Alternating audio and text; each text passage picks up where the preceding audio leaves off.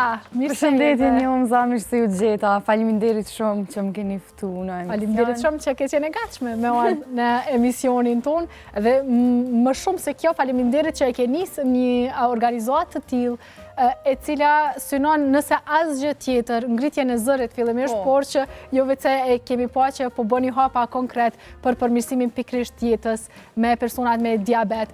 Ti vetë ke një histori të cilën dua ta ndajmë për shikuesit dhe pastaj dua t'i kthejmë edhe tip i ëmbël. Unë po i them kështu tani pse tip një ëmbël, por edhe si logo duket tip i ëmbël.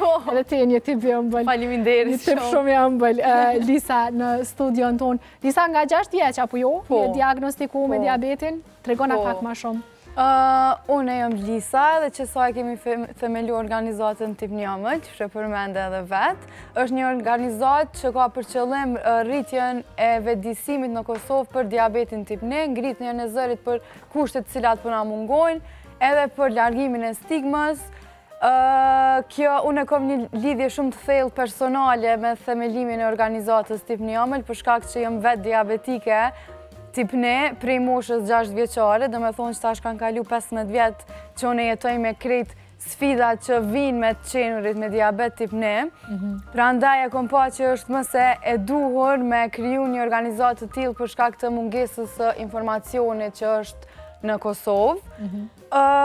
Unë si shumë fëmijë në Kosovë, e kam një histori kogja dhëmshme me thonë të diagnostifikimit për shkak që ka qenë shumë e vështirë me më diagnostifiku para 15 vjete, po shpresoj që tash veç informacioni ka fillu, ka pak mu rrit, po për atë kohë për një me ka qenë shumë sfidë për mu dhe për familjen tem, se kam qenë fëmijë në klasën e parë, për cilin se kanë ditë prindë vetë se cili është problemi shëndetësor që po mi shkakton krejt që ato simptoma. Çka ke pas simptoma, Lisa? Ndoshta nuk është që të kujtohet, por besoj që kjo është një histori që është folur vazhdimisht edhe ti e di saktësisht cilat kanë qenë simptomat. Në fakt më kujtohet kogja mirë, po së është një pjesë, një pikë shumë e rëndësishme e historisë jetës tem.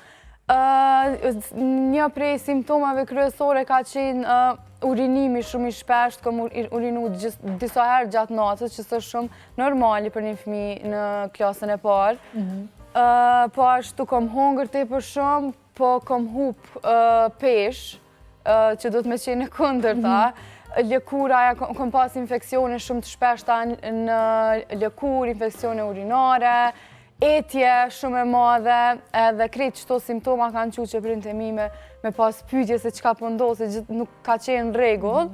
Deri sa, kur e kom matë glukozën për herë të parë, e kom pas shumë naltë edhe kanë kuptu që tash dona me vazhdu me marrë insulin, se që kjo është edhe një pikë që kësha dasht me fol një qështje, për largimin e stigmës një farë mënyrë është me ditë dallimin mes diabetit tip 1 dhe diabetit tip 2, për shkak se është një informatë që mungan këgjasi shumë në vendin tonë dhe kryon stigmë. Diabetit tip 1 është një smundje autoimune, të cilën na nuk mujna me parandalu. është një sëmundje e cila pankreasi, organi që kryon insulin, që lizat që prodhojnë insulin nuk ndalin punën. Po, ndalin punën edhe nuk prodhojnë më insulin, për andaj na që jetoj me diabet tip 1, qka do që hajmë, mujna me hongër gjithë qka, veç qka do që hajmë, dojmë me marë insulin nga jashtë. Si dikush që s'ka diabet që i prodhojnë vetë trupi insulin, na që atë insulin dojmë me marë nga jashtë. Kurse diabetit tip 2, është ka ma shumë të bëj me stilin e jetesës, me dietë, me pesh, me mosh, zakonisht pleqni, fillon diabetit tip 2 se për shkak që trupi prodhon insulin, po veç fillon me u bo rezistent ndaj qasaj insuline, ose edhe nëse e prodhon nuk është të e prodhu qysh dot, kështë që to dallojnë se edhe edhe ka gjëra që mund të bësh, një stil jete që mund të ndryshoj, për mos me ardhur deri te diabeti tip 2 shkencërisht ka, sepse ndoshta shumica do ta mendojnë që nuk do ta kenë dhe nuk do t'i marrin masat, por ka mënyra që ta zvoglojmë rrezikun për diabetin tip 2, derisa për diabetin tip 1 nuk është një mënyrë e tillë. Po, sakt.